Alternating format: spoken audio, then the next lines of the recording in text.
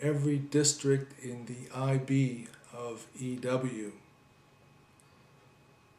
If you and I could vote and hold people responsible for reckless policies like CECW, in my opinion,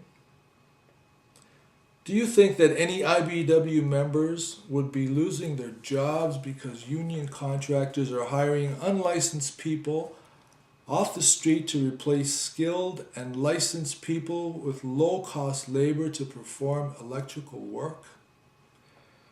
Ed Hill admitted that he agrees with me that we should protect the licensed and registered journeyman wiremen by helping enforce laws that require licensing. He also pointed out that local union business managers are responsible for enforcing programs and ensuring that these programs are not abused by the contractors.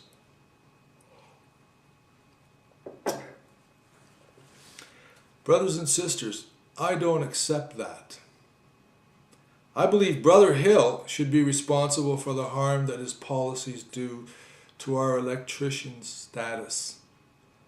Brother Hill also advocates for CECW in more locals and has said he will not take no for an answer from local unions in implementing his programs.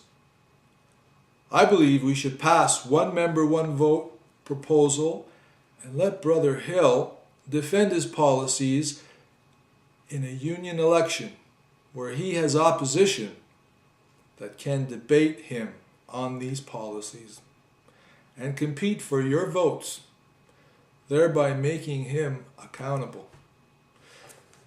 Do any of you believe there are members in the IBEW who also see a problem allowing JWs and apprentices to be displaced by unlicensed construction electricians and construction workers that do electrical work on union projects? Do you think they would vote for anyone whose policies resulted with their being displaced from their jobs and resulted in our JW status being undermined?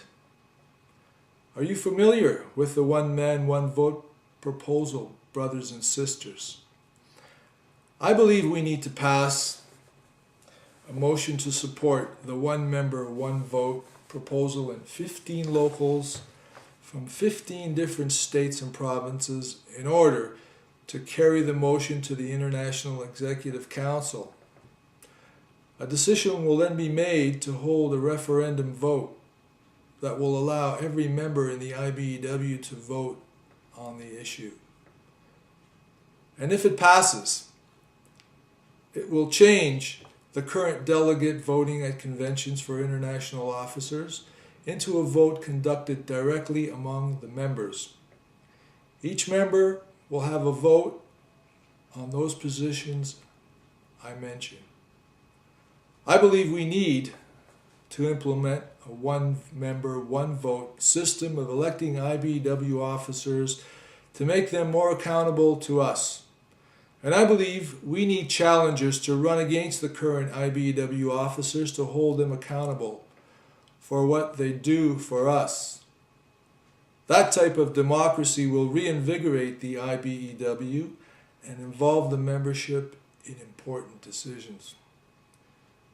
Do you know why I believe this is important, brothers and sisters? Because you are the union. Because it is you and I that pay the wages of officers. And it is you, and it is to you and I that they have a responsibility. Responsibility without accountability is meaningless. Let's make the people who represent us accountable.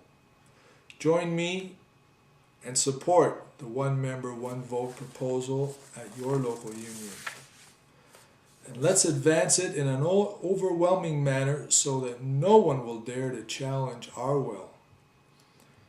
That's right, brothers and sisters. The will of the membership Why is that, brothers and sisters? Because it is we that are the union. I have information from a member, excuse me, who was in attendance at a local union meeting where a motion to support the one member, one vote proposal was made, and the chairman ruled it out of order. When the brother objected, he was asked to leave the meeting by the chairman. I believe this is wrong. Don't allow yourselves or anyone else to be misinformed about one member, one vote proposal, or the IBEW Constitution, or the parliamentary rules that govern the way we conduct our meetings according to the IBEW Constitution. Get informed about one member, one vote. Learn the facts. Join the One Member, One Vote Facebook group and read the discussions. Also, encourage your local sisters and brothers to join the group and distribute information to those that may not be on the internet. Brothers and sisters, it is not contrary to the IBEW Constitution to discuss what happens at your local union meeting. It is your right to speak the truth openly. And remember, your rights are protected by the United States Constitution and the Canadian Charter of Rights and Freedoms. Please do not allow yourselves or others to be intimidated from exercising your rights. The IBEW Constitution states on page 2, section 2, and I quote in part, "The advancement of industry compatible with the laws of each country and the objects of the Constitution."